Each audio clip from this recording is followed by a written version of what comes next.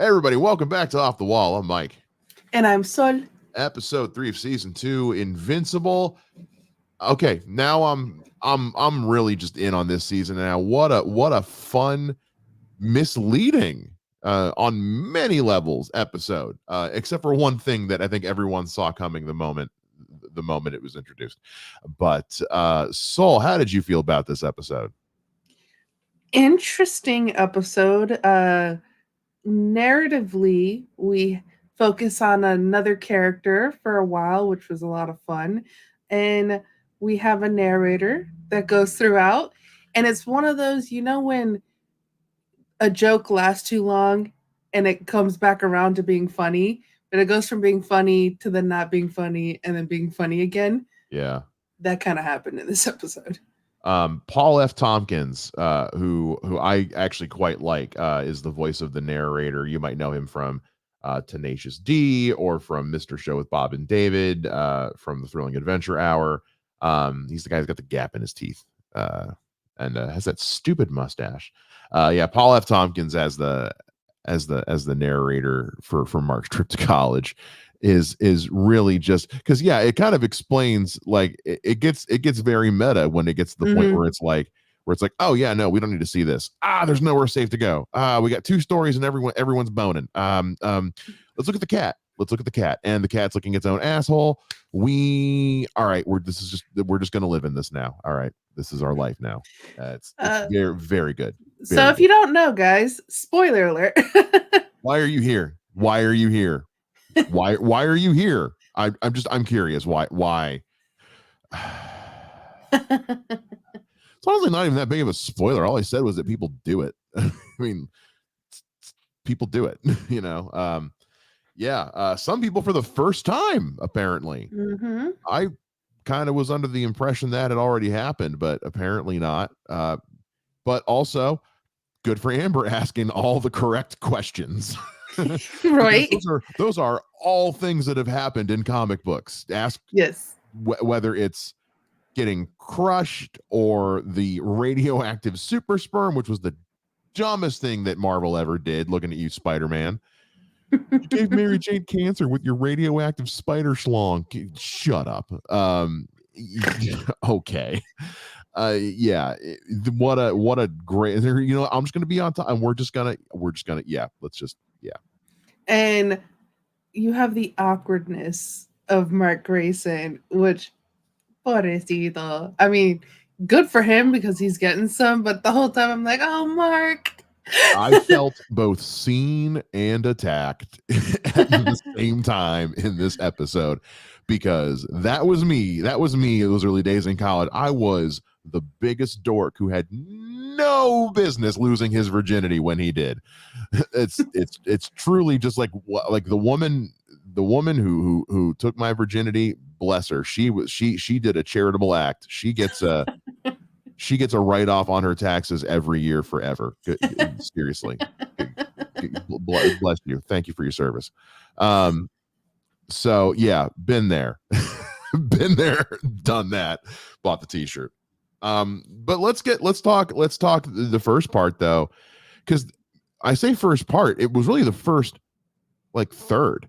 Just the first third of the episode is Alan the Alien, Seth Rogen, back from season 1. I was wondering we were going to get to see him, and we learned everything about him in quite a succinct amount of time. It was very, I was wanted to kind of I was like, can this just be the show now? What'd you think of that? I really enjoyed it, and it was when it got to the Alan stuff where I really noticed the narrator. So I didn't even know if the narrator was there before the Alan stuff. Was he? No, I don't. If he did, I completely missed it. I think it was just there for that episode. So, sorry, my phone's ringing. But so we get the narrator there, and you think that the narrator is just going to be for that beginning spot, and then it just goes on for the rest of the episode. And we get to learn more about Alan, where he comes from. I wrote down the stuff. This is going to be editor Mike. Oh, I'm not cutting any of this out. Are you kidding me? He is. But so when it starts with like this missive, this machinations, and Oh, I was so like, good. this is so good. And goes, He's from the planet Unopa. Unopa, in Yeah. which the Viltrumites conquered their planet, and they bid their time, but then they still attacked. Viltrumites didn't care. Goodbye, and they ended up leaving their planet, and they had a plan that didn't work really well, except for Alan the alien in those breeding pods where they were creating basically like a Super Saiyan, but it only worked for one of them. Just for just he's only a Super Saiyan to Viltrumites.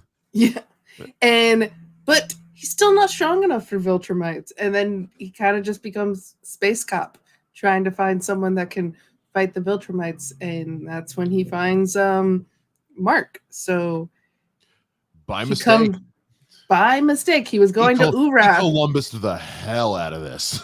Yeah, he wanted to go to Urath. He went to Earth, and we learn about the coalition of planets, and that's interesting. Yeah, it's giving me very strong Mass Effect vibes. It's giving me very strong Star Trek vibes, and it's also where we get to meet. Didn't know this was happening. Optimus Prime himself, Peter Cullen. The minute he opens his mouth, I was like, "Shut up!" No, they didn't. Oh, he's gonna be the bad guy, isn't he? That was my exact train of thought, which was, "Oh no, that voice. It's Optimus Prime. It's Peter Cullen. Oh, he's gonna be bad. Oh no." Sure enough, Viltrumite against Viltrumite. I know, because he goes straight to the guy. He's like, "Hey, listen, there's a mole. I need you It's to find the me. mole. But don't tell anybody I told you there's a mole." This guy is 1,000% the mole. Hey, Alan, how It's do you? me, the ball. Yeah, Alan, how did you not already pick up he's the mole? You should have immediately been like, "Oh, it's you. Why would you even tell me about this? I didn't know anything about this until now." That is the one thing I did notice. It's like, why would he tell them about he didn't know anything about it to begin with. Why would Yeah. you tell him there's a mole that he doesn't know about if you are the mole? Like, why would you sick him on yourself?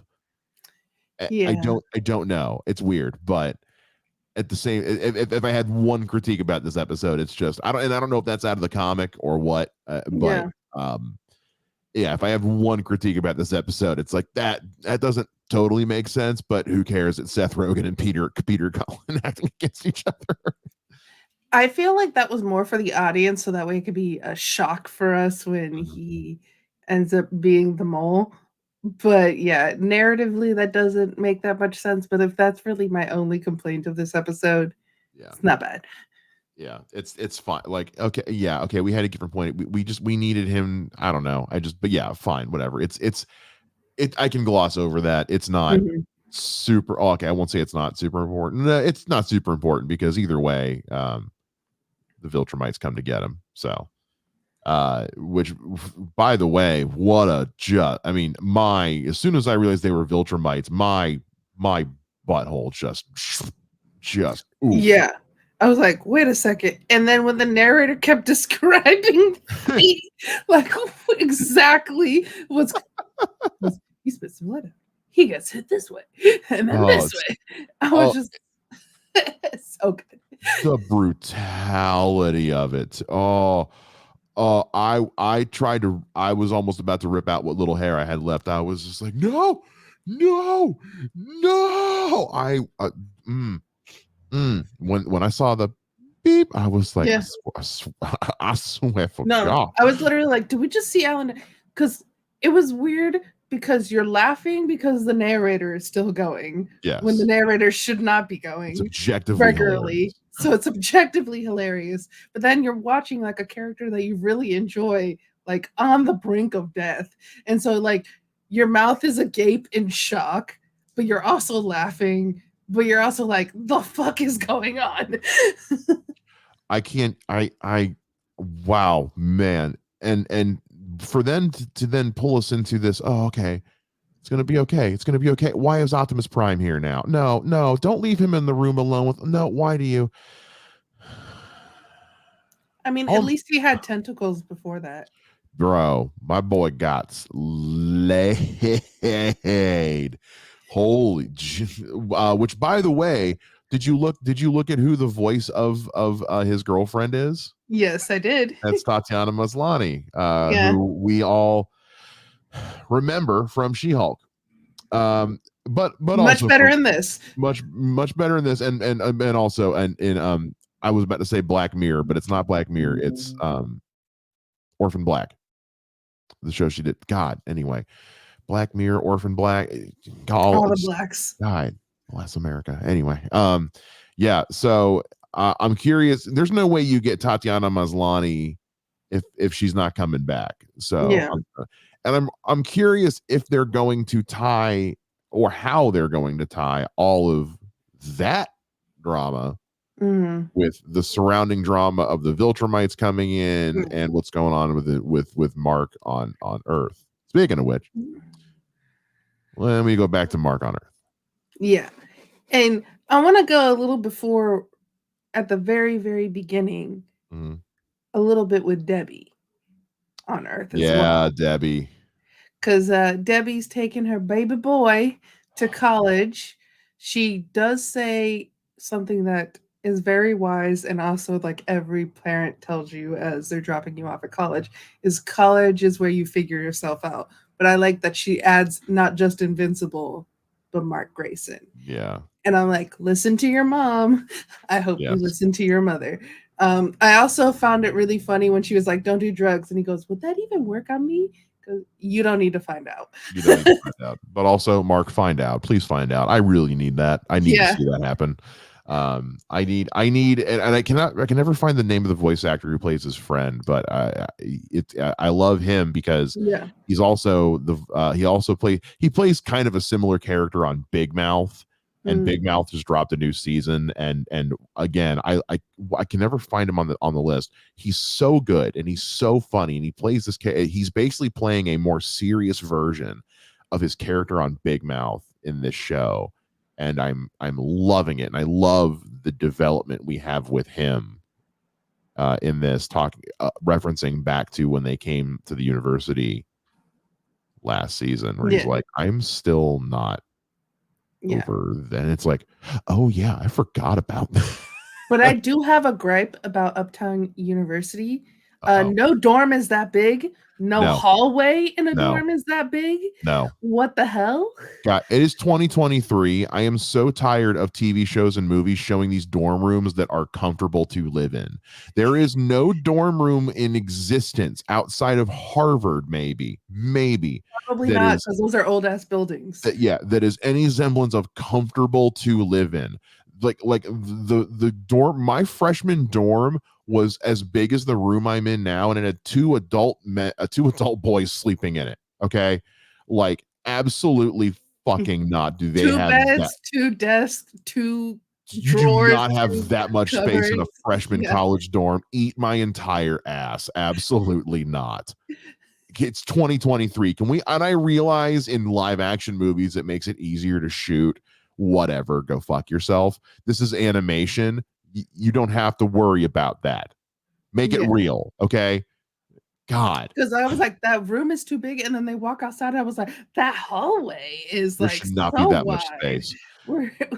Where like there should be people struggling to fit their stuff through the hallway because the hallway is so small.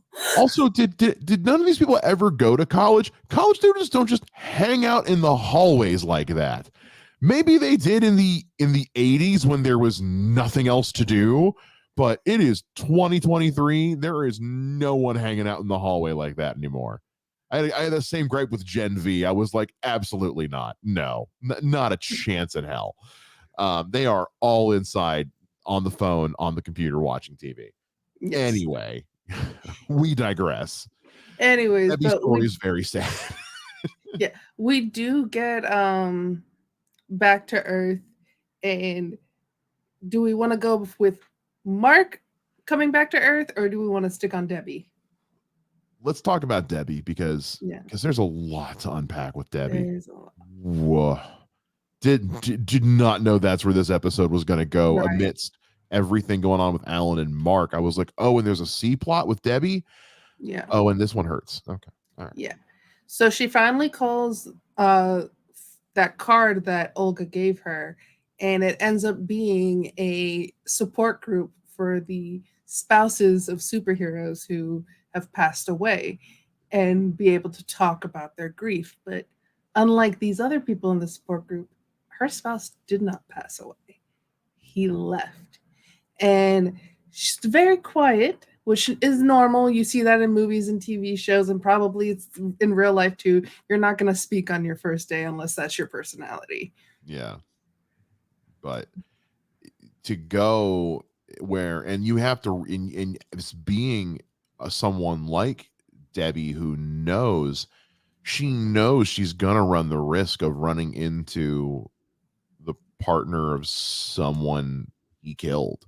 Yeah, You know, like that is a distinct possibility, which is what we end up getting. yeah, Um, because for someone she didn't think had a partner, yeah, and it's just that is a minefield of anxiety that I don't think my body could handle. I do not think my body could. I would vomit on the spot yeah. in the situation like that. And they keep, because of their spouse's secret identity, it's first name only basis. Mhm. She leaves. Two people are smoking cigarettes, and I'm like, it's one of those things where you walk out and you just have people smoking a cigarette. I was like, this is very tropey, but I like it. It's also very true. If you've ever Yeah. been to like an AA meeting or something like that, there's always a handful of them out there. The minute they walk out the door, it's just sweet release. But there's this guy. Did you catch his name? Theo, Frank? Was Oh it Theo? crap on a cracker. I think his name was Theo. But let's just call him that now until You we keep figure talking it while I out. look it up. But Theo has been there for a while, and he goes, he's kind of that guy like guiding her in, going, "Yeah, I didn't talk much when I first went to this." Theo. It is Theo. Voiced I by didn't. David Diggs. Yeah, I didn't talk much when I first came in. Goes, it takes a little while to get used to. Some of us go to the bar afterwards. And then we go later to the bar and it's just her and him. So I was like, was this a pickup line or was this the truth?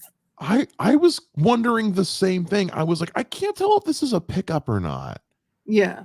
For a guy who was See a beautiful clearly, lady. yeah, well, but for a guy who was clearly still grieving, Yeah. you know, we find out that now at this point in the show, we are now up to a year after everything happened. Yeah. Wait, no, that doesn't No, no. that doesn't We're track. we're up to A a year since the year show after. started. Yeah, a year since the first episode, Okay. episode 1, when his wife dies by Omni-Man. Okay, so a year Yeah. since Omni-Man killed everybody. Okay, got Yeah. okay. But still, it's only been a year. Yeah. So, and for a guy who's clearly going to the support groups, clearly still having a hard time, I'm like, I don't think it was a pickup. But I think it was a pickup, and only not in the sense of like, oh, I want someone to date, but we saw some sex earlier in this episode, so it could be yeah, one of those like, see a beautiful woman, goes, you're like, she probably would have wanted me to move on by now. Let's see where right. this goes. You might not feel good about it and then end up not continuing that relationship, but let's see where it goes. I can see that happening. But then that also makes me think then that this guy's just a piece of shit because it's like, well, if it's her first time at the grieving support group, odds are her person literally just died. Yeah. In which case, fuck you. You are a piece of shit. I don't know. But it's also David Diggs, and he's just so fucking smooth talking that it could just Yeah. be the way he talks. So Yeah. it might not be anyone's fault here. Yeah. Yeah. Yeah. I will say something that we didn't have in this episode, anything to do with our multiversal Sterling K. Brown. True. We got literally nothing in this episode. But to finish out the stuff with her and Theo, is he drops his wife's name. It ends up being Yeah. someone that Omni-Man killed. She comes clean after like walking out of the bar crying her eyes out, and then he says, "Don't come back." So very unforgiving of her, even though she goes, "I had no idea," because you should have. And so we're adding another thing to Debbie's plate Yeah. that she's probably been struggling with this whole time, is how did I not know that he was this way? When you're that intimate with someone and it ends up being that they are a completely different person than you thought, that's hard. I literally just binged all of Broadchurch on PBS, and that's a massive plot element of season 2. Because season 2 picks up immediately after season 1, and it's dealing with the fallout in this small town of a terrible thing, and the spouse of the person that did the terrible thing becomes a social pariah because everyone's like, how did you not know they were like this? And she's just like, I didn't, because the people who don't want you to know are going to make every effort to make sure you don't. They're Yeah. going to do their best to hide it from you so you don't find out. That's how secrets work. How did you not know about this thing they never told you about? Right. There you go. Whenever it just drove me nuts whenever when my dad would ask me something, I'd say, I don't know. You're like, what do you mean you don't know? I've never gained this information. I don't know. That's not been in my textbooks, Dad.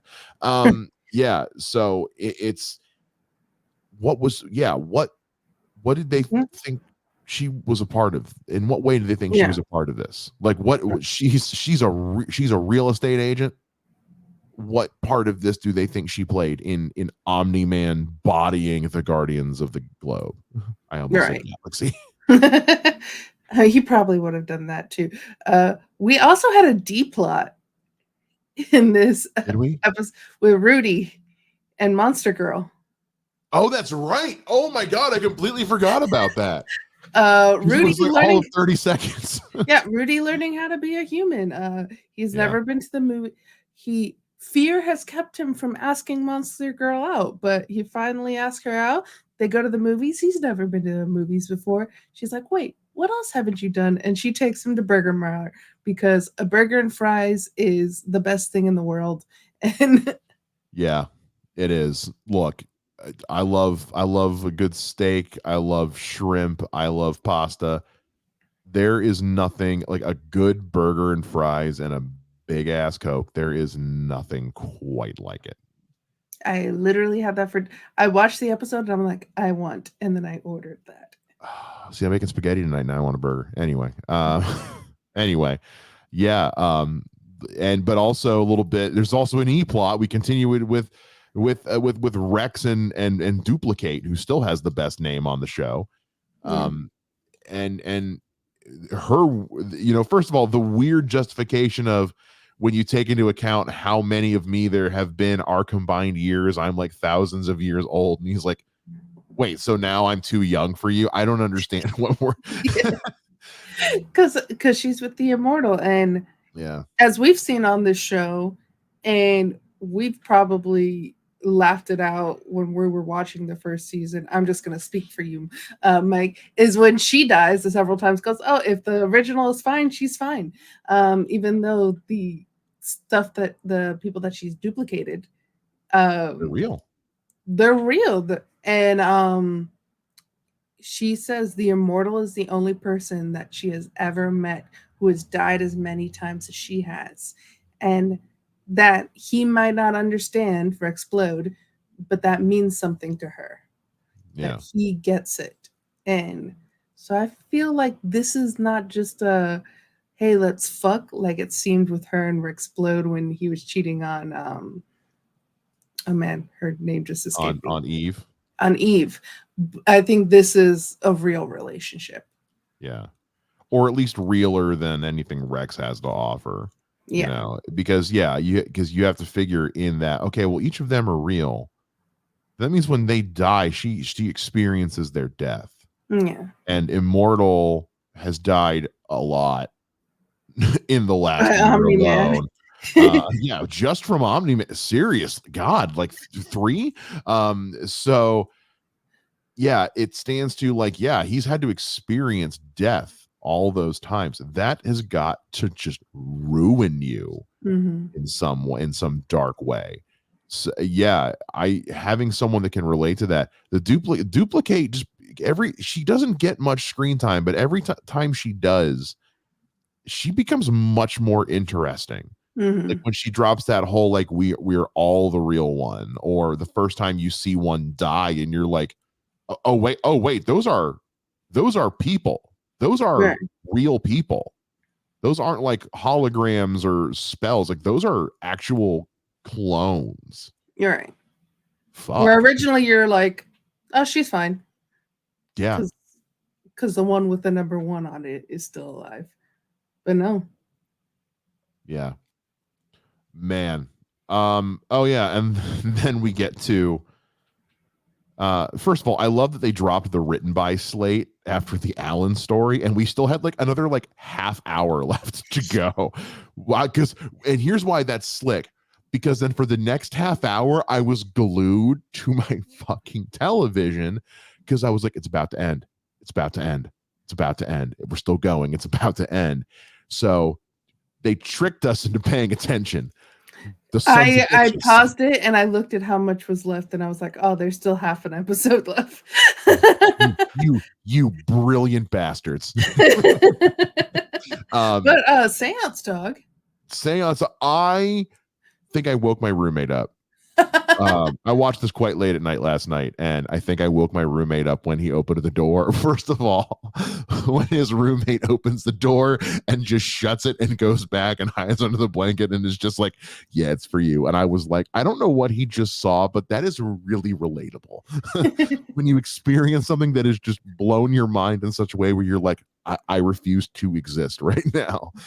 When Seance Dog was floating in front of that door, I shrieked. I was like, ah. Oh, he's real. And although a little bit of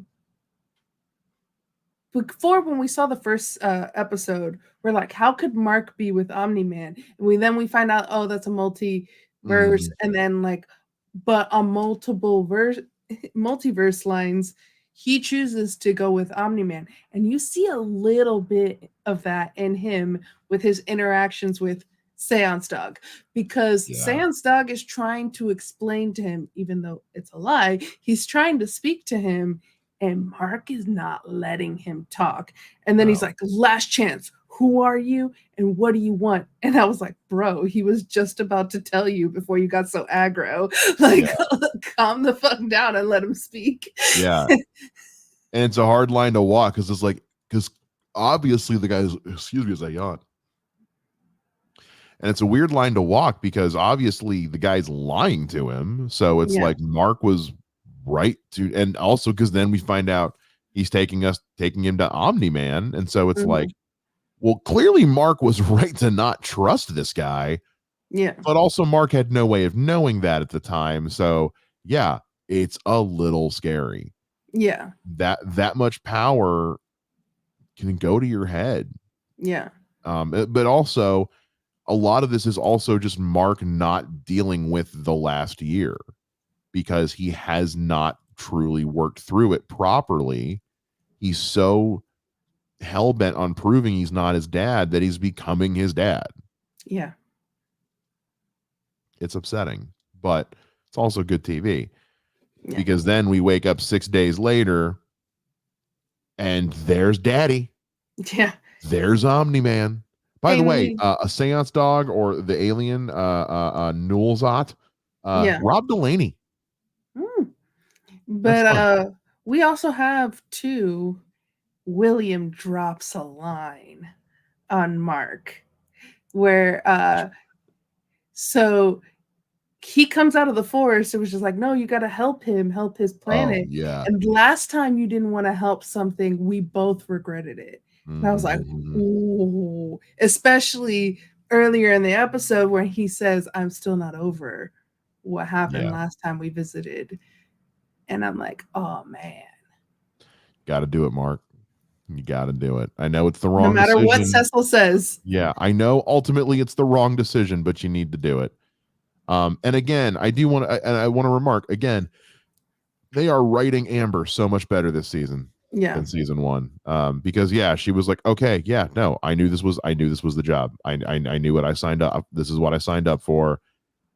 I can't now just suddenly have a problem with it. We see that happen all too often in too many movies and television shows, and it's like you knew what you signed up for. This is the game. So I would like to say that I just caught myself. I typically call him Cecil. He's called Cecil in the show, but the British way to say his name is Cecil, and because Bogz says Cecil all the time, I literally just said Cecil instead of I Cecil. wasn't gonna call you out on it. I was gonna let it just live there, and but now it's staying there. So Yeah. that's in the ether now. That's I'm gonna go on the internet. So blame him. Sure. Look, I he's not here, so yeah. Anyway, yeah, Omni-Man is now the ruler of this planet of bugs. And next week's the last episode of the year. So Yeah. what are we? Cut to black, credits appear. Nothing else. Although the narrator, after the credits are silent for a little bit, speaks the end credits. Did you Oh, not I watch missed the credits? that. If you have to wait a while. The credits go for a while Oh, they silent. went so long. I was like, oh, Yeah, look, yeah, okay, look, I want to be completely honest here. Listen, Amazon, your Prime app sucks, and your Fire Sticks are temperamental as all shit. Okay. So I thought, yeah. because I can't tell you how many times I've watched something and it's ended and it's not done the go to the next episode thing, and I just sit there with the credits rolling and it doesn't Mm. autoplay. So I thought it had just done that. So I was like, oh well, fuck, okay, click, and so I quit out of it. Yeah, no, literally, I was about to exit out, and then I started hearing the Oh, narrator again, and he's literally just reading the credits, oh, but it that's was hilarious. hysterical. That is his. I'm gonna go watch it. That is hysterical. Oh, that's so funny. God bless Paul F. Tompkins. Nobody commits to a bit quite like Paul F. Tompkins. I don't know what it is, man. Seriously, if you guys have not checked out the Thrilling Adventure Hour, the episodes Paul F. Tompkins does with Paget Brewster as the socialites that can see the dead, it is some of the funniest stuff you will ever listen to. It's fantastic. Um, what they packed a lot into this episode, and next week is the midway, and then we take a break till next year. I don't know what we're doing. Yeah, I I, and I liked we could everything that was in this, but we're about to be halfway through the season, and I have no idea where we're going with this. and we could see the Viltrumites are not happy with Nolan, Yeah, and we learn a little bit that the Viltrumites believe in racial purity, and so the fact that he procreated with a human and then left the planet without yeah. conquering the planet, they're not happy. So there might be some daddy fighting the other Viltrumites and Mark having to save his father. Mm-hmm. But also, we keep seeing every time we watch the show on Amazon Prime, the banner image is Invincible standing over a bloodied and beaten Omni Man. So, where's that at? And also, where is our multidimensional Sterling K. Brown? Because him not being in this episode at all, when we've only got one more for now, Yeah.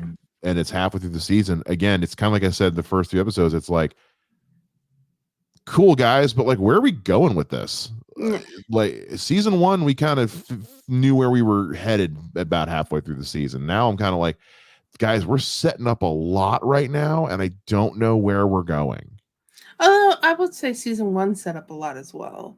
So It did, but it was also, it had a clear direction it was going yeah, in. It was, we're going towards Omni-Man getting caught and finding out why he did it. Like that's where we're going towards. Here, it's kind of like, are we going towards Omni-Man fighting the Viltrumites? Are we going towards Invincible fighting Omni-Man? Are we going towards Sterling K. Brown taking every who was trying what are I just we're getting pulled in a lot of directions right now, and I'm starting to feel a little pulled a little thin. I think it's a lot going on, and so I'd like some direction, I guess. Can I leave you on some smoothness by Alan the Alien? because Yes. he was real smooth Bruh. when he tells Telia, no matter how far I traveled, Telescria is still the most beautiful planet I've ever seen. And she goes, there's hundreds of planets that look exactly like it. And he goes, sure, but only one has you. Yeah, no, I'd fuck Seth Rogen if he said something like that to me. Yeah, absolutely. That 100%. was smooth as I was like, Bruh. ooh, that's smooth as Bruh. fuck. Oof. Oof, man, I need to travel more so I can use lines like that. Good night. Wow. Yeah, man. Good for Seth Rogen. Good for Alan. Good for Alan the alien. Man, I hope he's alive. I hope this is I not hope the his end of eye goes him. back in his socket. Please, oh, that was so upsetting.